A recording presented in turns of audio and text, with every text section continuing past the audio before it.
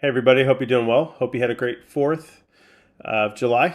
Today we're going to cover the Qs for the week of July 12th. Apologize for the delay on this. We typically try to get this out on Friday morning, late afternoon, Pacific Standard Time, but with funding and a few other corporate activities we got going on, we just weren't able to do it. This takes quite a bit of time to actually put together and record, but appreciate your patience on this. So let's just jump into the week. Let's start off with our earnings scoreboard. Bed Bath Beyond said it's going to tanked for 16 for O. This week we're going to cover bank. Typically we don't cover banks, but there's not a lot of Qs announcing this week. We are heading into earnings season, so we're going to get into a lot of Qs over the coming weeks, but we'll ramp it up to covering 2 in detail and keep scoring for those 2. But this week it'll be a bank, so let's just jump into what occurred last week. So we predicted a small bear. Wow, it's just ain't happening. The market is at a high. For sure, we keep on seeing the signals that there's going to be a pullback. Is that a concern? It could be. It's pretty high. If we look at just the FAANG pluses that make up the Qs, they're crushing it. Their all-time growth continue to accelerate. FAANG pluses to us are essentially 15 companies that make up 65% plus of the total Q holdings. All the well-knowns, the Googles, the Amazons, the Facebooks of the world, etc. They're crushing it. All-time growth, really making it propel. So if we look at it just from the FAANG plus perspective and their influence on the Qs, it shouldn't be a small bear, but we see so many signals that the algorithms are saying there's going to be a bit of a pullback. So we're going to continue to go with that through July. We'll probably give it another week or 2, and if not, we're just going to say, okay, it was a miss. And there's no bear. It's just all bull. This will be the first kind of big one we got wrong this year as a cycle. So, but we'll go through it next week and see what happens. We hope that there's not a pullback. We love the growth. Everything's going well. So let's talk about the changes week over week.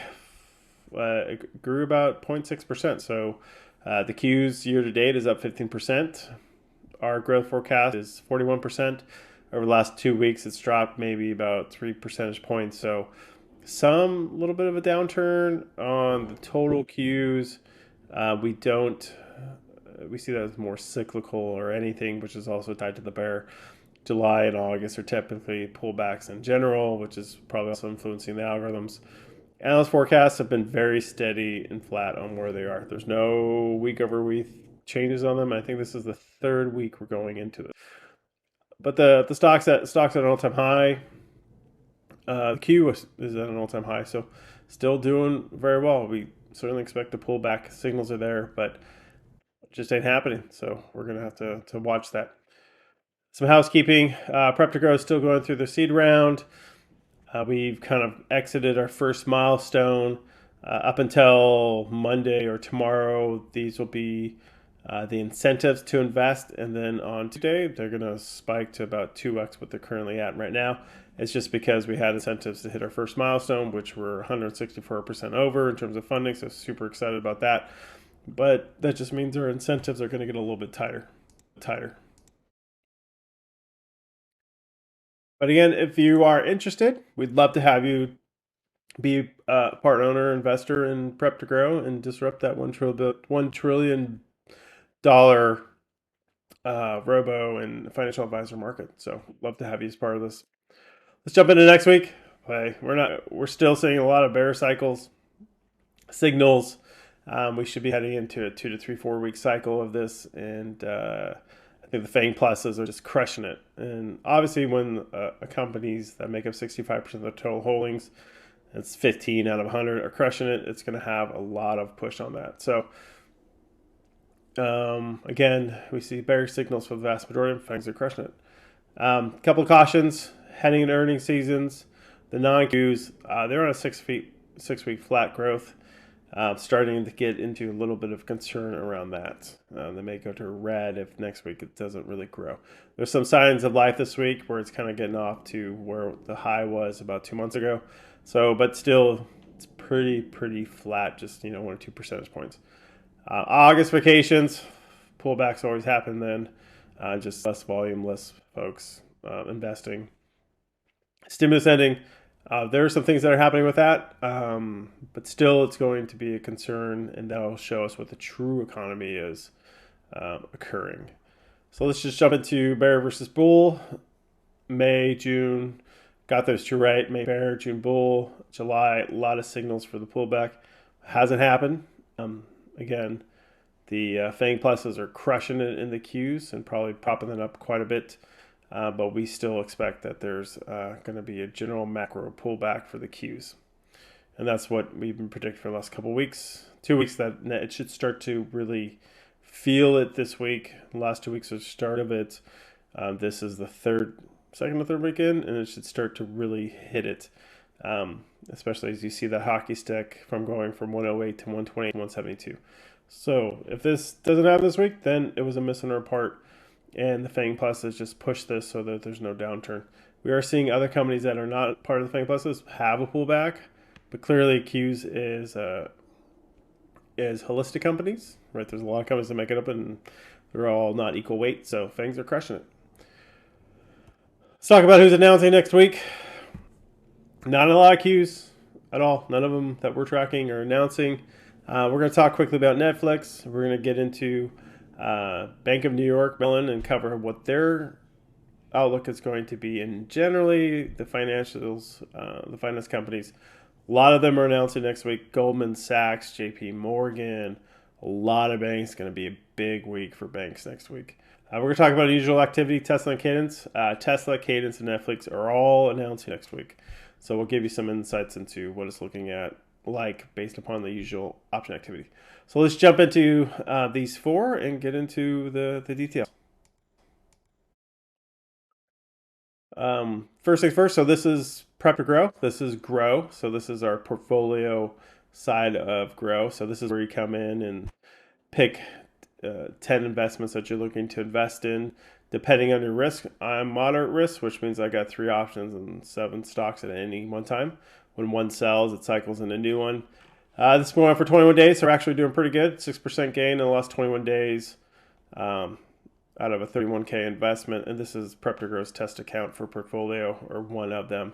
About 1,800 return. We're about 12.8% return per trade within 8 days. And this is what we're looking at in terms of growth. So June, we returned 1,200.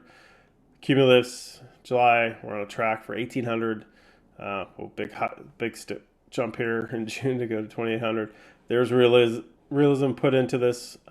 We make sure that there's a losses accounted for in the growth. So if we have what's called one-click trading, so we sold one on Friday, so we're going to buy one going into the market on Monday.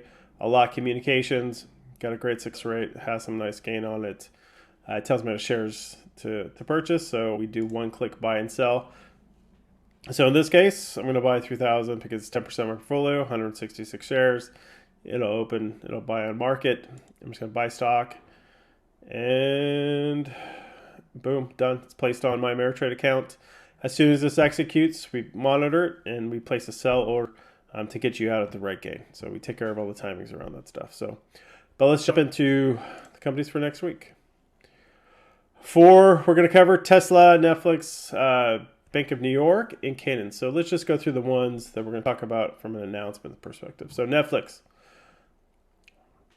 This is the only one we've seen that we've recommended in terms of an investment or trade that had the most unusual option activity. So this was recommended on July 7th. Just for a fact, Netflix isn't announcing their earnings on July 14th. It just changed on Monday. They're announcing on July 21st, I believe is the date. So it's not announcing on the 14th. Again, it's a week later. No Qs that we're tracking or announcing next week. So this was a put.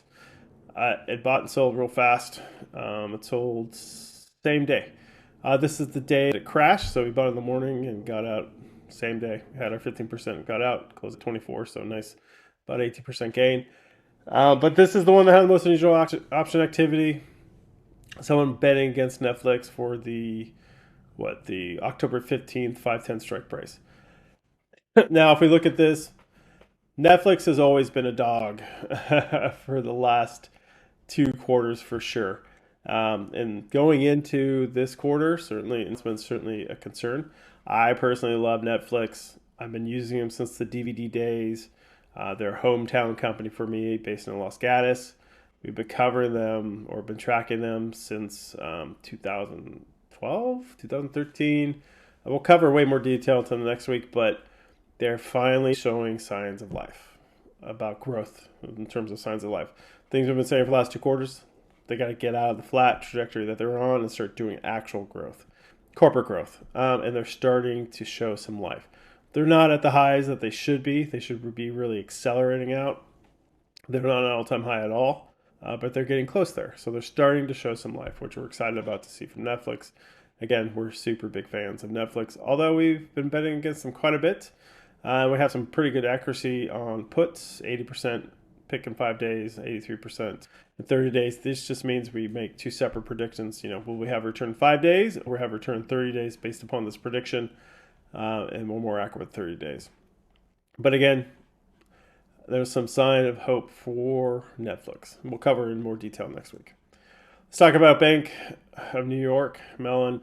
I'm not in finance, so maybe they have a slang name for it, like BNY Mellon or something like that. But we're going to call them Bank of New York Mellon.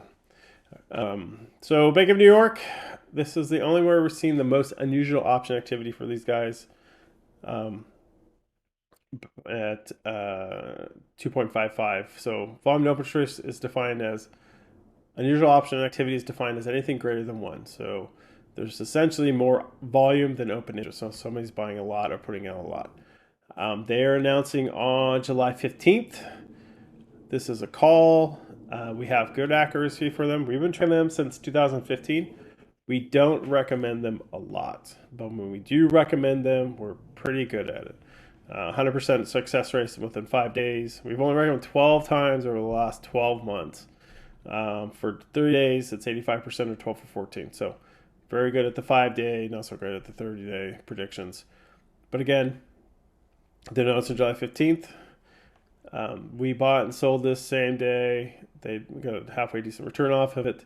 Again, this is the only one that had the most unusual option activity, and this was for the August 20th, 2021 strike price. Expiration at the 55 strike price.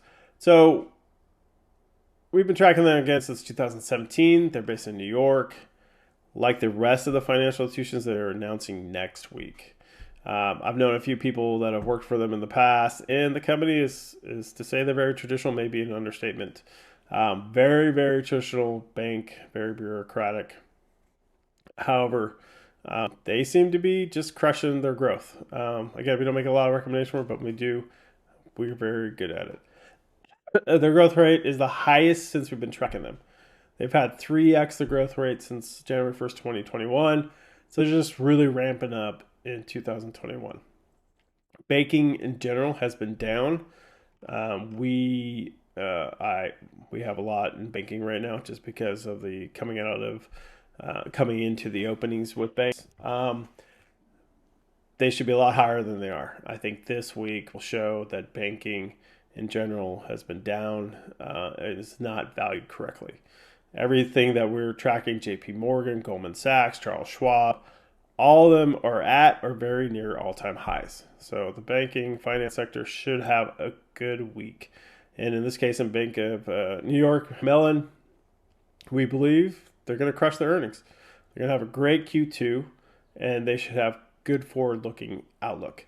There's not a lot. The only concern is short-term growth isn't too great. It's maybe 5-7% short-term. But however, if you put in banks right now, it should be viewed as a long-term play. They're suppressed, the rapid growth, long-term, they should do real well. Let's jump into the unusual option activity. So there's two. Tesla, somebody's playing both sides.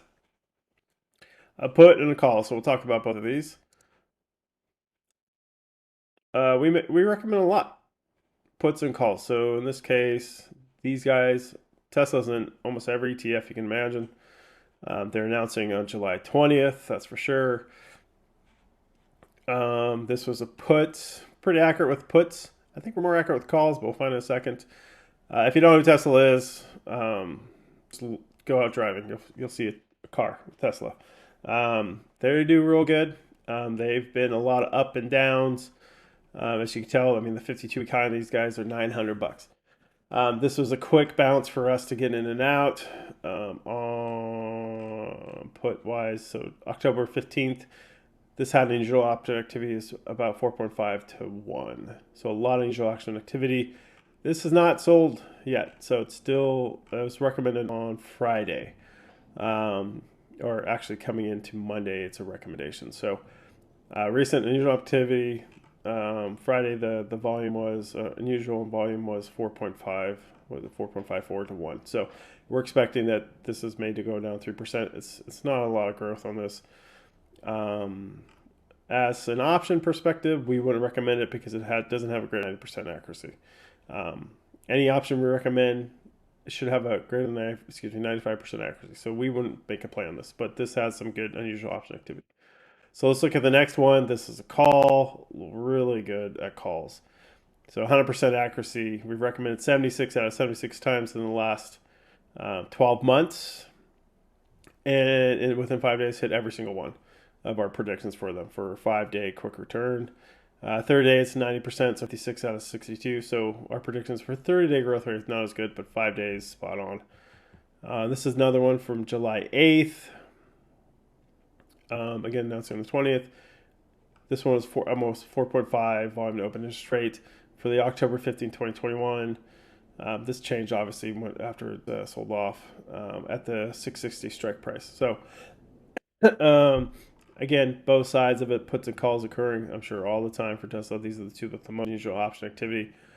Our projections for the quarter and their announcement next week, hey, it's Tesla. They're going to crush it. That's our prediction. That's the algorithm's predictions. So let's look at the next one, Cadence.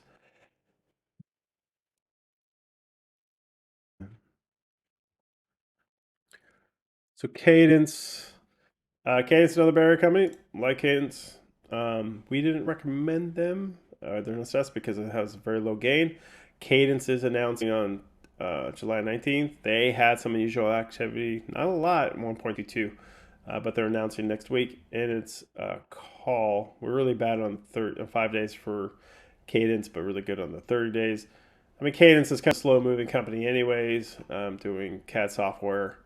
So you don't expect a lot of pops in 5 days. You expect it to more occur over a longer haul. This was a call. We didn't recommend because there's not enough profit. Only 4% is not enough profit to recommend. This was for the July 16th, 2021 expiration at the 135 strike price. We backing Cadence. We'll probably cover Netflix, Tesla, and Cadence for next week, and so there's more of insight into them. They had unusual option activity. They're crushing all-time growth rate, no doubt. So we expect good things from Cadence as well. So again, Cadence, Tesla, Netflix announcing the week of the 19th. Bank of New York is announcing next week on the 15th. So let's jump back into it and just close out the week. Again, no Q's announcing that we're tracking is announcing next week. Next week, there's a lot announcing. There's, I think, about 10 announcing next week, and there'll be even more the week after that. Some biggies, Microsoft, Tesla, Netflix announcing next week. We expect certainly good things from the biggies. But again, there's a lot of signals for companies that aren't going to do so well, and so we're still expecting a bit of a bull. So we'll see what happens. Again, we'll track it next week, and if there's not a bull happening, then it's a miss on our part. Generally, the FAANG pluses are crushing it and are just driving up the Qs. Again, they make up 65% of the total holdings. We appreciate your time. We hope you have a great week of trading, and we will talk to you next week. Happy trading. Take care. And I forgot to add, Prep to Grow makes all this information available through prep2grow.com. You can go there, you can look at it. It's on prep2grow.com/QQQ. Everything we talk about here is recommendations, information that comes out of Prep2Grow's big data and AI platform. We are not financial advisors. We make recommendations. So take everything we talk about with a grain of salt. Also, investing into earnings season is insanely risky. We do not do that. PrepToGrow does not do that. We have a very hard policy about not investing into companies going to earnings season. We typically selling off going to earnings seasons and then rebuy, just because it's so volatile. Options are really volatile. Earnings season is 10x more volatile than options. So again, take options trading with a grain of salt. It's very difficult. Timing is everything. Earnings seasons, it's a flip of a coin, literally a flip of the coin, and it's all dependent upon what they say in the earnings call could make or break what happens with the stock. So there's too much human factor into the earnings side of it to have good predictions about what will occur. But again, we're 16-0 in our predictions. Hopefully we'll make it 17-0 next week with BNY Mellon. Again, any questions, feel free to reach out to us. Hit us up at preptogrow.com. Take care. Bye-bye.